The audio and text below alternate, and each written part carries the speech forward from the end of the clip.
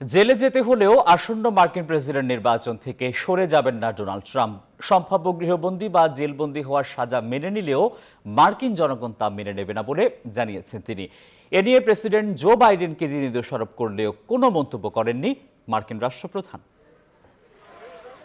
পর্নোতারকাকে ঘুষ দেওয়ার মামলায় দোষী সাব্যস্ত হওয়ার পর ডোনাল্ড ট্রাম্প নির্বাচন করতে পারবেন কিনা তা নিয়ে তৈরি হয়েছিল ধোঁয়াশা। তবে এ বিষয়ে সিদ্ধান্ত পরিষ্কার জানিয়ে দিলেন ট্রাম্পের আইনজীবী আলিনা হাব্বা। বিবিসিকে তিনি বলেন, কারাগারে গেলেও হোয়াইট হাউসে যাওয়ার লড়াই থেকে সরবেন না সাবেক মার্কিন প্রেসিডেন্ট। এদিকে ফক্স নিউজকে রোববার ট্রাম্প জানালেন, দোষী সাব্যস্ত হওয়ার পর গৃহবন্দী বা জেলবন্দী হওয়ার সাজা তিনি নিজে মেনে নিলেও মানবে না জনগণ। আমি ঠিক আছি। একদিন টিভিতে দেখলাম আমার এক আইনজীবী বলছেন সাবেক রাষ্ট্রপতির সাথে এমনটা করতে পারেন না। তবে আমি বলছি কোনো কিছুর জন্যই ভিক্ষা চাইবেন না।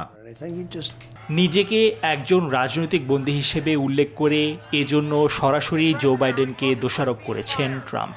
তবে এ নিয়ে সাংবাদিকরা প্রশ্ন করলেও বিষয়টি এড়িয়ে গেছেন মার্কিন প্রেসিডেন্ট। নিবির আমিন, নিউজ 24।